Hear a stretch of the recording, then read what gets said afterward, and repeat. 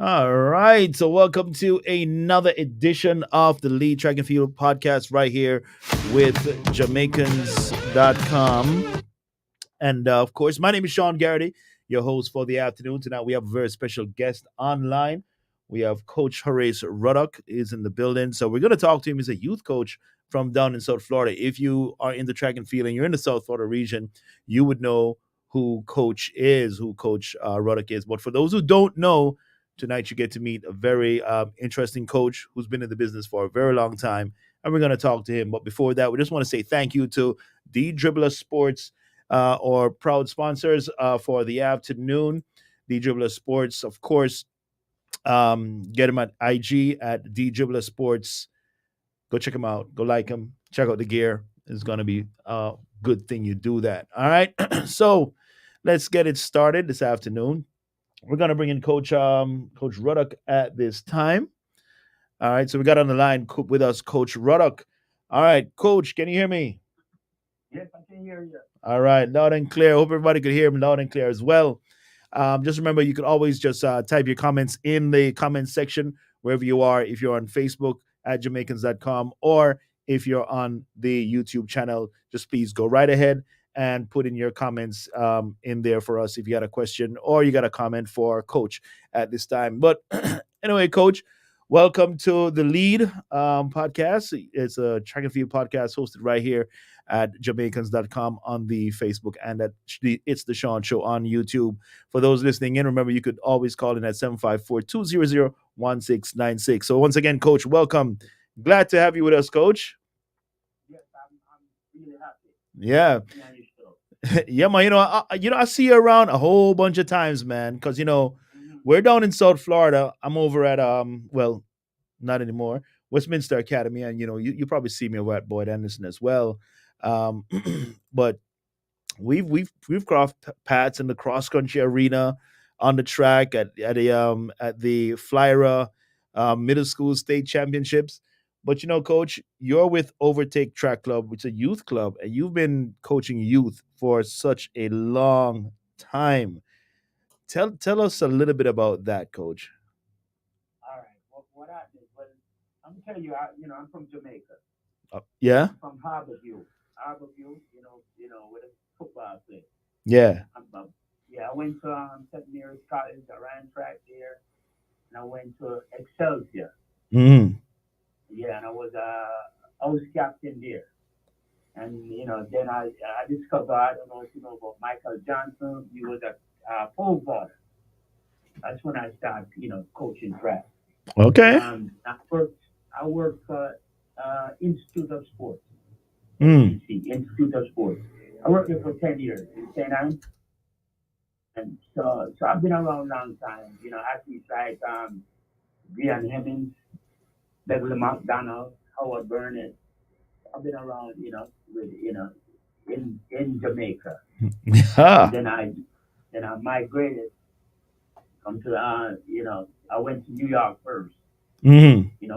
7 years. And then, I wanted my children to do track.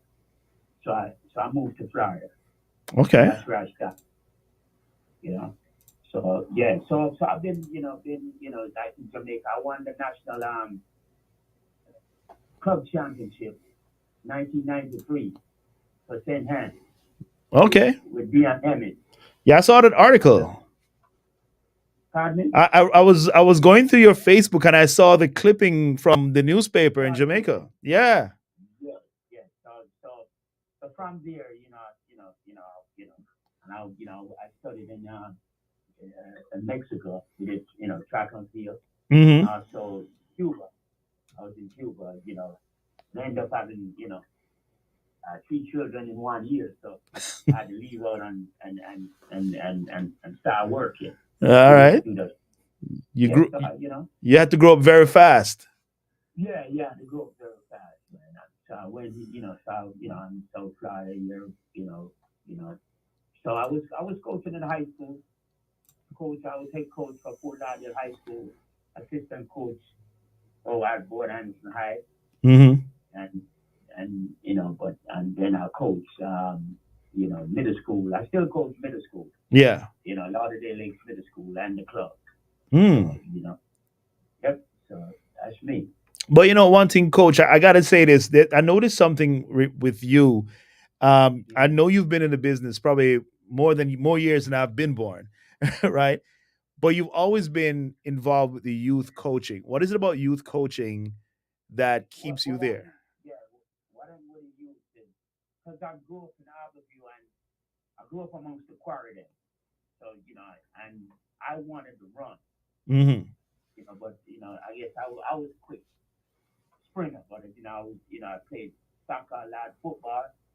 Hmm. So, because I wanted that, and like I said, going home every time from school, you got to either do work. And I had a stepfather who was very strict and, abusive. Mm. So I had to, search for sports. Okay. And so, I remember those young days, in the house with you. So it encouraged me, and what happened is somebody got to help the young ones. Yeah. And that's my thing. Like, teaching them, the hurdles.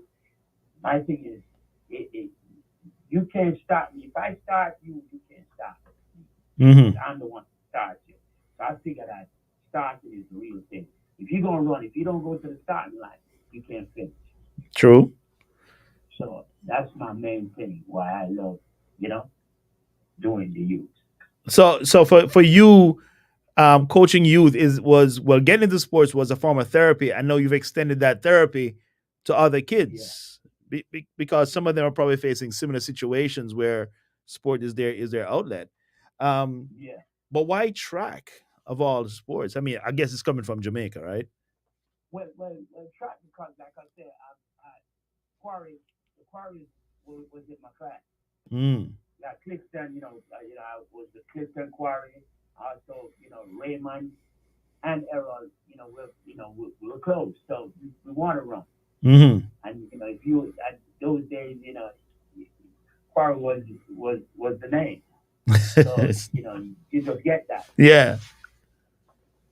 And not only that, my brother he inspired me because what happened is, you know, my my sister, my mom, she had 8 children, right?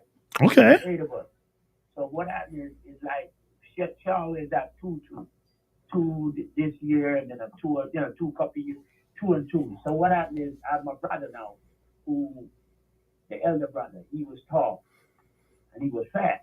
Mm. But no, yeah. And then I also had another brother who was older than him, was quicker. So they was always in competition. And they used to ask me, hey, Horace, you know, how is it? Am I faster than Louis? And then the other one would say, am I faster than Leo? So I always watched them. And Yeah. then my brother said he wanted me to come to his sports day. So I said, okay. He said, yeah, come to my sports day. And I went to his sports day in St. Mary's College. And when I went there, he came dead last in all his race. I'm like, yeah, he came dead last. And I'm like, what? So he said, you know what? I'm going to train. So he Yeah. went on the train and he worked out and he said, come with me. I had to go with him and he ran on the sand and then he ran on the asphalt, run on the sand, run on the sand. And the following year, he beat everybody. I'm like, what? So that inspired me, and and then he ended up breaking the school record. He did like a 10.8 at that time at St. Mary's College. He had the record for a while. Yeah. So that kind of, said that, what, if somebody work hard, Hmm. they can do it. Okay. So that's really motivated me. And then another thing is, we used to go up in the hills by St. Mary's College, above rocks, right? Yeah. And if we missed the bus, we got to walk 9 miles. What? No, he is, and every week we have to do that for 3 days. So what happened is he was he was like say, 5'9", 6 foot, Yeah. right? And I'm there, I'm short. So when we walking that 9 miles, he be walking and I be running. So I run for 9 miles Just to maybe keep once a up. week. Yeah. So when I went out for the track team, I was the top cross country runner at St. Mary's College. Mm-hmm. And I was from Kingston, and nobody couldn't believe. So that's when I realized that, hey, listen, if you train, you can make it. Mm-hmm. So those things kind of motivate me. All right. So we're talking to Coach Horace Ruddock, a youth coach over here in South Florida, but definitely has his roots in Jamaica, coming from the Jamaican system over there in Harbor View, as he says, where they have football. So, real football. All right. Yeah, yeah, because I played football for I played on the under 16 football, Okay. That's and what's I up. played for minor league for 20 or something. So I was an athlete. All right. That's always good, coach, when you actually done it. So you have the experience on different levels, coming into it to part, to give that knowledge as well. Um, but there's some things I want to talk to you about also, especially when it deals with youth sports. Um, I'm pretty sure you have your finger on what's happening in Jamaica with a lot of the coaching and the the pros, kids turning pro, straight out of high school. Some kids decide to stay more at champs. I take it you ran at champs at some point. Yeah, yeah, I ran that track. What was that like for you at champs back then? What happened is, like I said, I was more into soccer, but I ran track. I ran track for Excelsior, and Hmm. I ran the mile, and the 2 mile. So what happened is, I was more into soccer, but I still ran. But only thing is, when you run the mile, because we didn't really train that much, what happened is, when you run the mile at stadium at that time, nobody want to come last because they watching you. Because when you look, you got thousands of people watching you. So what Right. happened is, you run the mile and you there running and you in the back and you beat some. When you look behind you, somebody stop. So when somebody stop, you still laugh. So you got to keep going. And I remember there was one guy, Furtado. When Furtado just started running, he was running a mile with me, but Hmm. he was behind me. And then, but I decided, saying, I'm not gonna make this first meet because he was a seventh grader, Right. and I was in 11th grade, no 10th grade at that time, Hmm. right? And I'm like, he's not gonna beat me. And Furtado was right behind me, and I was here. And then I think when we reached the last 200, Furtado started coming, and I sprint and I put my hand out and taunted, and I said, "Come!" And the whole stadium pop up, right? The whole stadium. I mean, even my brother-in-law, he was laughing. He come on me, started laughing because I was second to last, Yeah. but a lot of people stopped, and then when I said, I said, track, I don't, track is for me. Well, it I happens a said, lot. track is, I see it a lot with some soccer players, when they try track for the first time. yeah, yeah, yeah, yeah. But what I And then wanted when I to was ask that, you, yeah, Coach, what I wanted to ask you was what's your take? How do you feel about no? Because landscape has shifted somewhat since 70s, 80s, 90s, even 2000s to now. You have kids that are being thrown these contracts in front of them. You have the Clayton twins. You had Nkrumah who was being offered some things, but he said no. Then we have Kerrika Hill and some other girls who went pro. I can't remember names off the top of my head.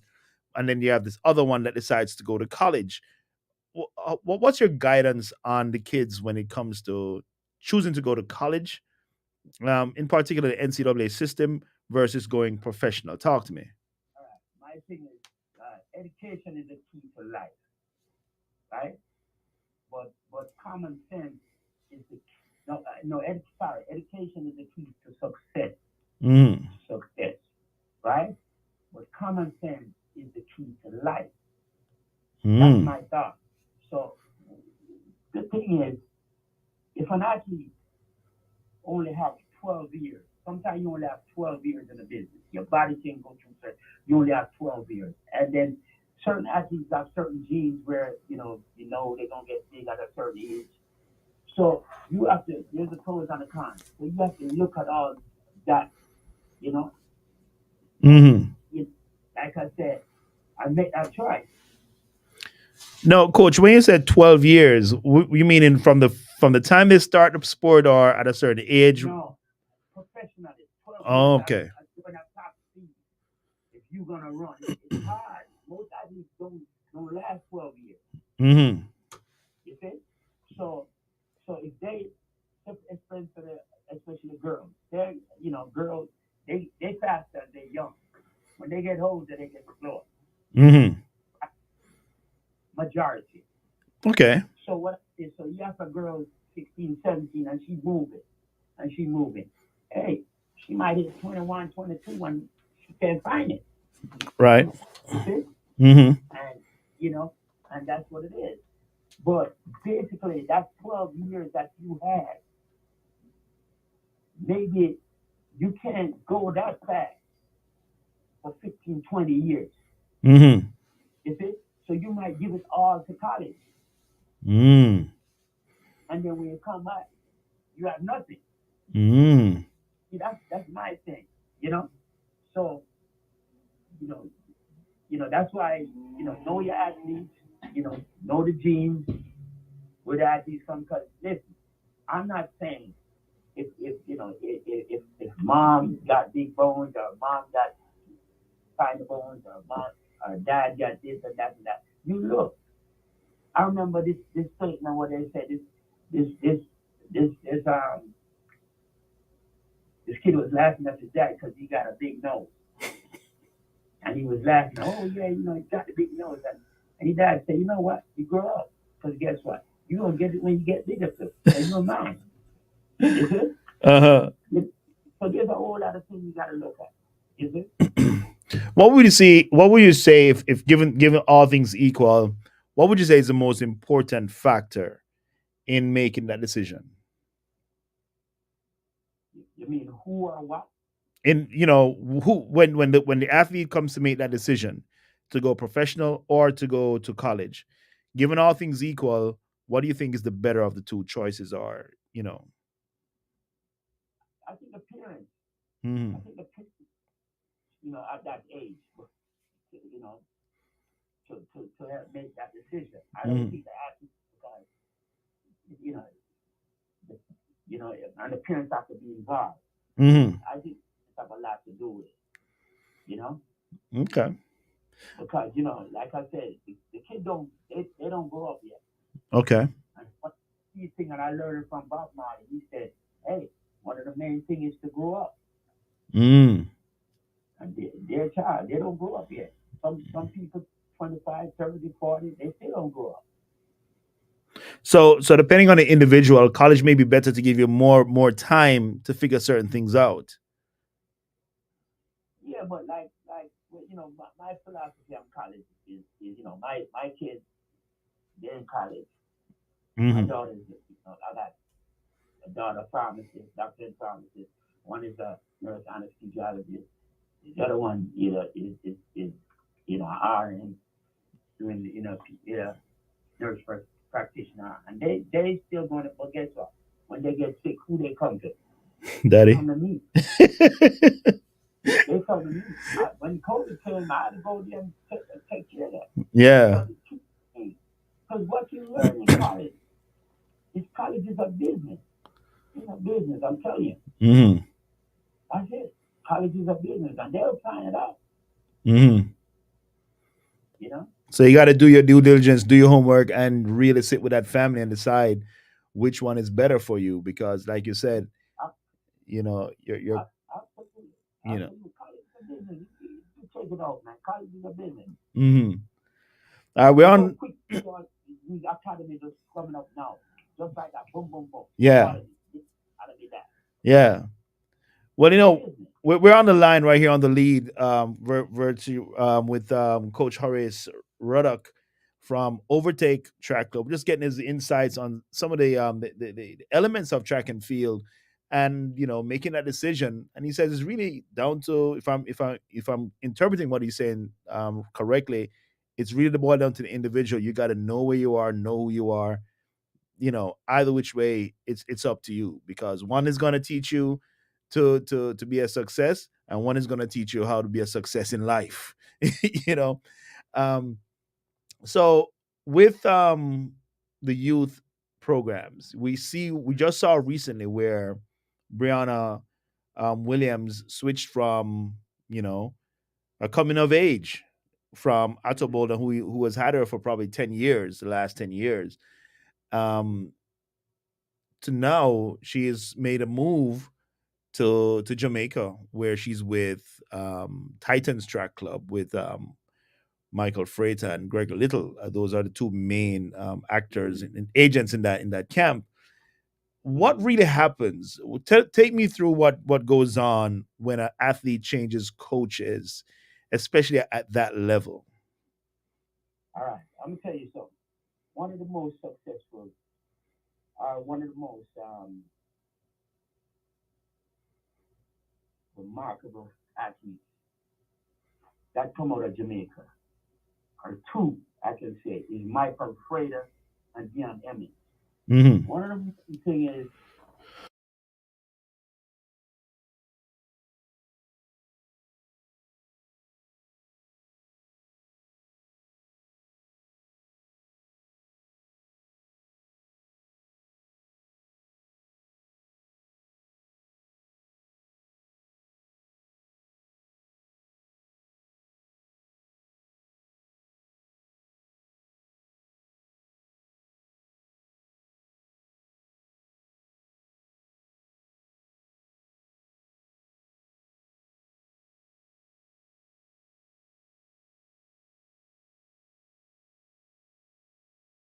Dion can do it, I can do it. Because Dion did not make beer technical original team. She was an alternate on the relay. Hmm. And she went and did it.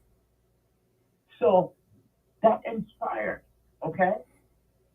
So with she changing now, Mike, no, I coached Mike for 2 years. Over at I Boyd coached, Anderson. Yeah. Mike came up to me, had to go to Boyd Anderson and got him into Boyd Anderson, like my son. Had to Hmm. tell him that this is my son. And we had a hairstyle the same way, and they're like, okay, and then let him in. And that's what Mike got to Boyd Anderson. He had what, a So hairstyle? What happened? hairstyle was the same. Tight, fro Yeah. and stuff. Yeah. So when I went to say that's my son, they let him in. Okay? Because Hmm. his mom took him and they said, no, he already finished high school, you can't go. And I said, what, mom? I said, so I went up there. I said, and I said, hey, this is my son, I need him in. And the assistant principal did not know that I was the assistant coach until like a year after, right? So when I Hmm. got Mike in there, and how Mike and Lindell train, they always train and improvise. They always train like they're the coach. Hmm. They always want to do their own thing after. So Mike was a big success for Francis, Mike and Linda. But Hmm. when Mike came second, that boosted their camp. Right. And knowledge what Mike has helped Francis. Hmm. So that's when because Mike came to me a couple of times and said, when he was down, he came to me. He came here and he said, Coach, man, I think I want to be a manager, man. I think I want to do recruit athletes or be a recruiter. Hmm. I remember the day he came there and said, I said, man, you still can't make it. I said, let's go to the hill. And we went to the hill and do his sled.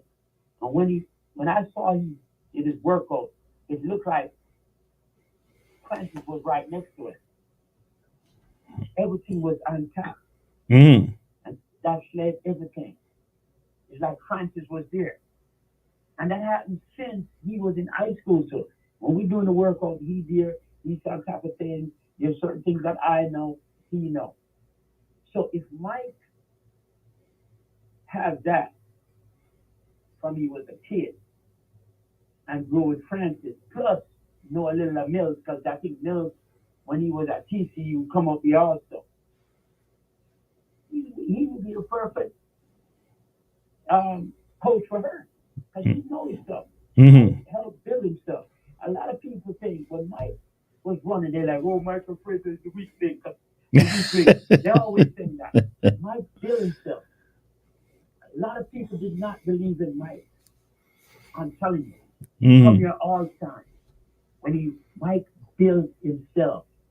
I know Francis helped, right? But Mike built. That's why he become a coach. So I Mm. know that. So when things happen, because he called me a couple times, coach. I want to be I want to coach here in America. He called me a couple times before, and I was supposed to name my track club was supposed to name Mike Slater, and I'm like, you know what? No, I'm just gonna hit it overtake. And he knows that because I asked him. I said, Mike, you want to name the track club? And he's like, yes, coach, you can do it. So I got that permission. Hmm. But no, I said, you know what? One of my main things when both won, he overtakes. And I said, you know what? Mm. Nothing to that. If you and you got to overtake in order to win. That's when you know you're the best athlete. And That's so what and Fraser. all right, Yeah, so yeah. coach, that's a lot of history there between you and Mike. But let's dial back into what really happens when athletes change coaches. All right. When I change coaches to me is um, it can take 3 years, up to 3 years for them to adjust. Hmm. Right? That's how the system works. It can take up to 3 years. It can also take place right away, depending on what the coach was giving them before. Hmm. You understand? So, but but like I said, everybody got to grow up. Brianna got to grow up, and maybe this is time for her to grow up. And the coaches got to grow up. Hmm. So whosoever coaching her, they got to grow up to her and say, hey, the athlete, you know how much athletes leave me? Michael Frater. Yeah, and then a lot of athletes leave me, right? I got an athlete there, a 10 times from now at Clemson, and she wasn't doing well. And I made one call, and the coach said, "Oh man, you can't do a call because she got to stay focused." You see what I'm trying to say? Yeah. But we all got to go out. So the Mm. key thing is, if Brianna decides to leave, she's trying to grow up, Mm. and they got to allow her to grow up. If she sees that she got to go, she got to go. People Hmm. got said, but it don't take 3 years. At least 3 years for her to work in. It Mm. might go, it might go right away. Or maybe it's a little thing needing not change. It's like your body now. They said, you can be sick and you can get well in, in 3 weeks. You see? Yeah. Uh, So like I said, I'm not saying it's a wrong move, yeah. but she was she. We also need a coach that ran track that is successful, like those coaches in Jamaica, because then they would have gratitude. Right. Because a lot of the coaches who never run before, they don't have no gratitude. You know much people out there? Hmm. There's a people on the side helping Coach Mills. I help him too. I gave Mills athletes. A lot of athletes help people. But when they run it, like my Alfredo, and bring it, they'll show more gratitude. Herb McKinley is a man with gratitude. You could have go to Herb any day. You could have go in his house and knock on his door and you sit with Herb. If you see some of them coaches and they see you, they forgot what you do for them. They walk past you. Herb wasn't like that. Hmm. So I want coach who ran track to coach because they will show more gratitude. All right. That's it. Because they That's it. understand it. They understand that process. Yeah. They understand it because they just sit there and people help them. Because they sit there, some of them their stomach all the way big, but they can't even move. But other people help them. They have assistant coach and all that, and they're not giving them any gratitude. Mm. I, You I'm I'm understand? I'm with you, coach. I'm with you right there, 100%. Yeah, We that's what it is. we have a Nobody. few more minutes. We have a few minutes to go, coach, and Yeah. there's something else I wanted to ask you about with the track and field. Mm. As you're strictly into youth sports, do you ever see yourself going into the college ranks for coaching or anything else? Yeah, well, I started. You say FAU? Yeah. I helped started FAU, so I was about to go there, but but the thing is, I, I don't say I'm a controller. I want to do my own thing because I believe in myself. Because because I'm from Bob Marley School. Yeah. That's who mentored me when I was like 16, 17. That's who I used to hang. Those pros I used to hang out. Uh-huh. Charlie, Dr. Fraser, Carlton Fraser. Those are the people who mentor me. Johnny Golden. Those my father-in-law. Those are the people who mentor me. So I'm not can't do it. I got it. If I'm a college coach, I got to be here. Mm. I see. Because I know a lot. I remember when we used to go to when Glenn Mills and I when we used to work together, right? And we have Russia used to come, we used to have all these countries come, and we have seminars. And when we in the seminar, Glenn Mills always and Respect and Lattimore, they always at the back. And I always wonder why. Because Russia would come with all their scientific this and that and that and that and that and that. And guess what? They're all on steroids. That was something I wanted to ask you about, like not the steroids part, but No, but I'm saying, yeah, they were on drugs, okay? yeah, And then it ended up that Glenn Mills and then coach end up being the top coach. right. So we come from, I'm from that school. Mm-hmm. I'm from that school where they used to be, we said at the back, we don't say, listen, and we believe in ourselves. Mm-hmm. And that's what Marcus teaches us, Marcus Garvey. Hey, Marcus the Mosiah. science. Without science, black people will die. So once we know the science, we know the science. They can't Mm-hmm. stop the science is people. Mm-hmm. So they can stop us. Now we're with Coach Horace Ruddock, youth coach for Overtake Track Club down here in the South Florida area.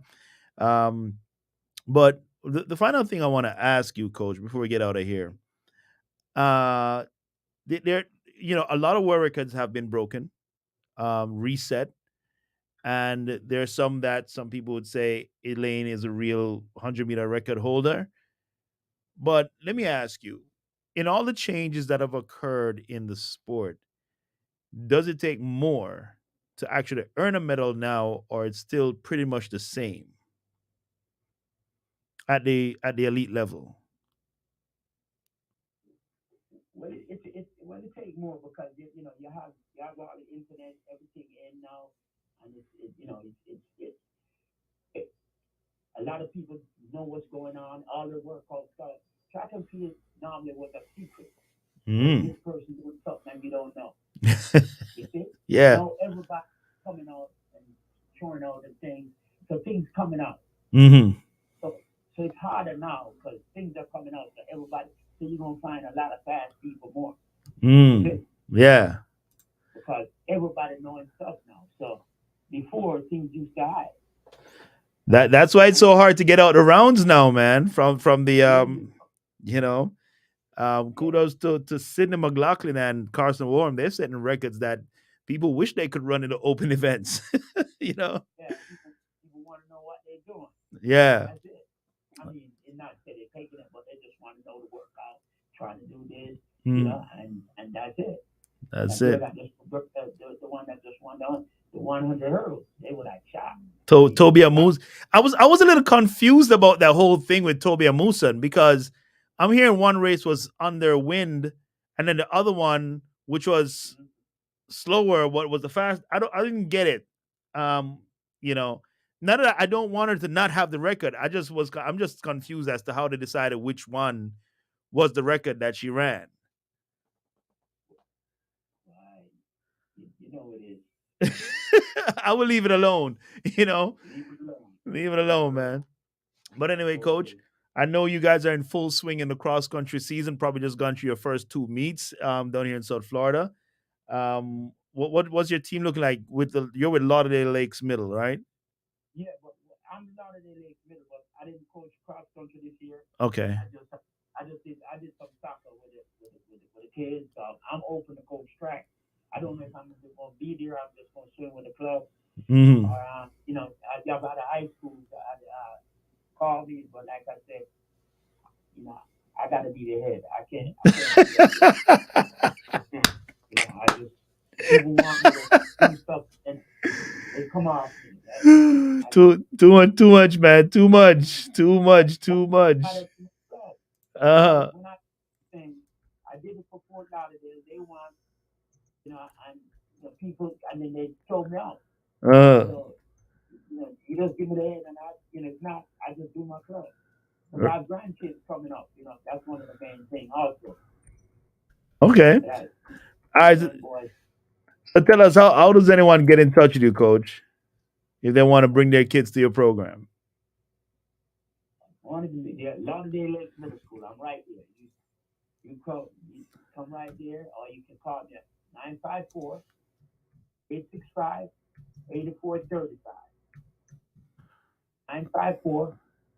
954-865-8435. Coach Ruddock. All right. Overtake Track Club, Coach Ruddock. Overtake Track.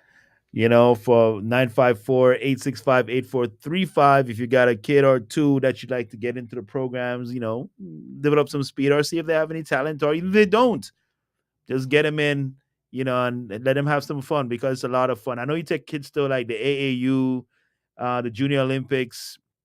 What's that experience like for those kids? Is it something that they remember for years and years, or because I never ran that? Yeah. Well, a lot of them remember that. And what happened is, the minor classic. I'm the first one that brought up kids to the minor classic. Yeah, I'm the you one that started that. I went to that meet myself twice in high school from Calabar, and I tell you, Coach, it was not the best experience. you know, I, No, I enjoyed yeah, coming to Miami. I enjoyed going to the swap shop and all that stuff, but yeah, because that's what they bring in. But that meat is the backbone for Jamaica. That's the steroid for Jamaica. Because mm, listen, everybody used to go to Penn. mm, And the ones that go to Penn, they come back, they don't run no more, or they get involved with all that stuff. When the minor classic opened up, you know what that opened? Because remember, Usain Bolt used to do more soccer and cricket. mm, But all those primary school kids want to come to America. They're like, hey, we want to come to America. So that's both that end up running track because mm, they know, guess what? We might play cricket, but guess what? We might not reach America. We might do soccer, we might not. But mm, Miami Classic was there for anybody to come. So it brought millions of athletes mm, to the country, and some of them giving back now. So Miami Classic, we got to big up Jesse Owens some more. mm. Because once Miami Classic starts, come, then Jamaica start getting. That's how Dion Evans came. Dion Evans came here first, and that's how she came. We brought up 9 athletes from St. Hilda's. I brought up some, and then from the St. Track Club. You know, so that's what it is. So we gotta more respect Miami Classic and try to get the kids in here. And hey, All right, Coach. A lot to unpack there, but we definitely appreciate your time right here on the lead this afternoon. So we definitely we're gonna be in touch. I'm gonna see you in the streets of these South Florida region. But really appreciate the time and your insights on a lot of these topics that kids are facing. And definitely I just want to applaud you for the work that you do. I see you. You whip them kids into shape, man. You get them some good workouts, man. I'm like, wow, this is and they come back for more, which is which is the fun part. You know why, Coach? I'm gonna tell you something. We used to live by a little motto, that I came to have fun, right? And finishing second is not fun. yeah, yeah, you're right. you know? Yeah, man, you have to make it fun, man. You have to make it fun. So Yeah. that's what I do. People see me carry, my truck. I got equipment. I carry them. I got my bike. These are things before the pandemic. Hey, listen, I've been doing all of these stuff. Rubber band that I invent, and people steal it, all of that. But guess Hmm. what? They can't stop what I do. I'm gonna do this. I just gonna keep doing it. Keep it until the wheel, until the proverbial wheels fall off, until the Lord calls you home. There Right. you go. Good. And my daughters, all of them, my son, all of them know. I'm gonna keep it. All right. All right, Coach. All Thank you right. very much for your time, man. We'll be in touch. Yeah, Vaughn. Hey, thank you very much, Vaughn. Tell them, overtake. All right, no problem, man. Take it easy. All right. Cool. All right, so that was Coach Ruddock from Overtake Track Club with us here, spending the time with us on the lead each and every Friday night right here. So be sure to check us out again next week, Friday, which for some more action. And on Sunday, the marathon, the Chicago Marathon, will go on down. It's people say they say it's the fastest marathon of the major marathons that are run in the U.S. because I believe it was five world records have been run at the Chicago Marathon, two on the men's side and three on the women's side in its 45-year history. So, yeah, go check it out. The Chicago Marathon. I think you could catch it on TV. I'm not sure where, but go check it out, man. The marathon is. I like watching the marathon.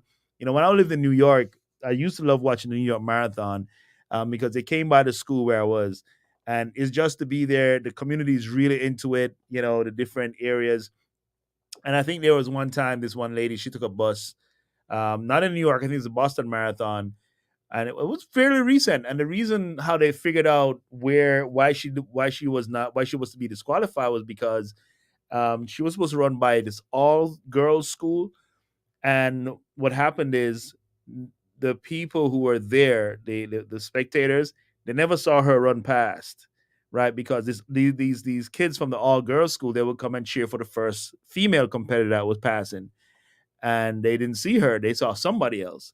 So when they saw that this other person won, they were like, "No, we didn't see you," and that's what raised a red flag. So I can't remember the name of the lady who did it, but anyway, I enjoy watching the marathon. It's a good 2.5 hours when you watch the elites run. You know, to see the strategy, the speed at which those people are running at 5 minute, less than 5 minute per mile pace.